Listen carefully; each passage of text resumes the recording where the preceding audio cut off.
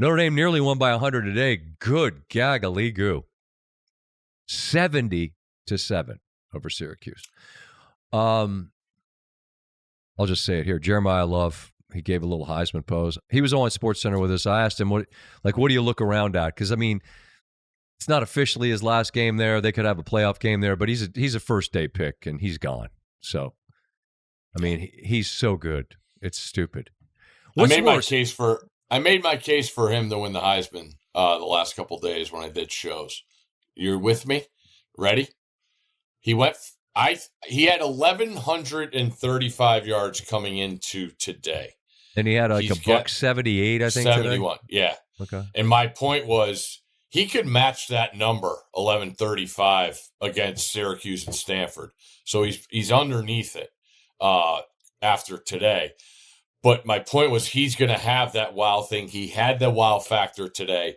And this idea of the winner of the Big Ten title game of Ohio State and Indiana, the winning quarterback's going to win the Heisman, I really wonder about that because when I start thinking about that game, that's going to be a defensive game. Agreed. And I don't think the winning quarterback is going to be that impressive. Now, I'm taking Marcel Reed out of the mix, knowing he's got a bigger stage than anybody. But at the odds, 30-1, I got Jeremiah Love on Wednesday. Okay. To win the Heisman.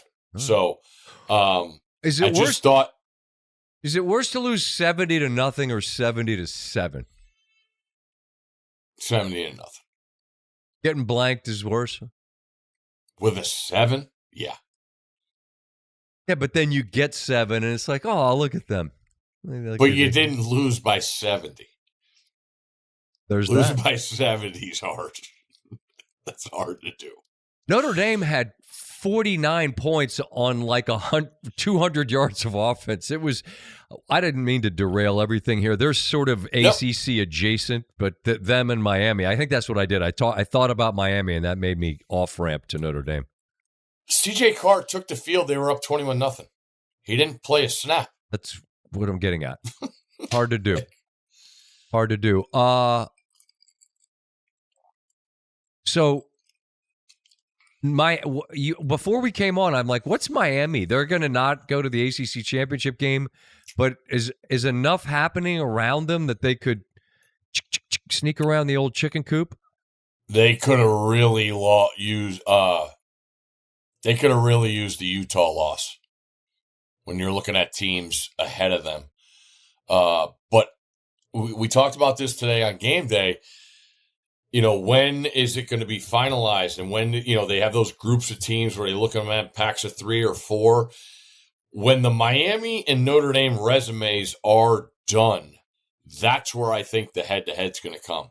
So if they are close enough, where I'm saying, what's Notre Dame now, 9? If they get to 12 or 11 or even whatever. They're never not putting Notre Dame in the playoff.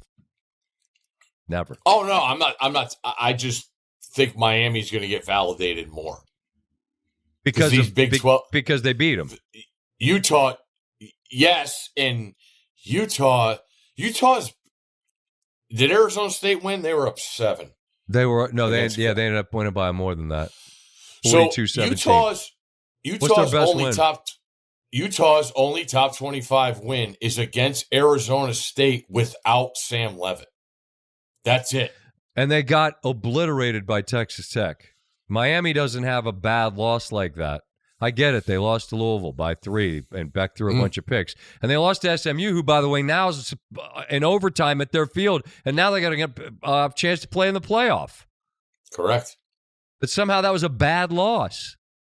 That's bullshit. I'm throwing up the U. I want them in just because I think they're talented. I don't know who that means. What if that's the 5-12, Miami at Eugene? Oh, buddy.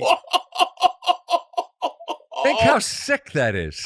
Just as a fan. And I get it. Yeah. That would be at the expense of some other fan base, which means you think I hate him. It has nothing to do with it. I don't even know who you are. This is a guess the blind resume game. I just want Miami in. I want them in.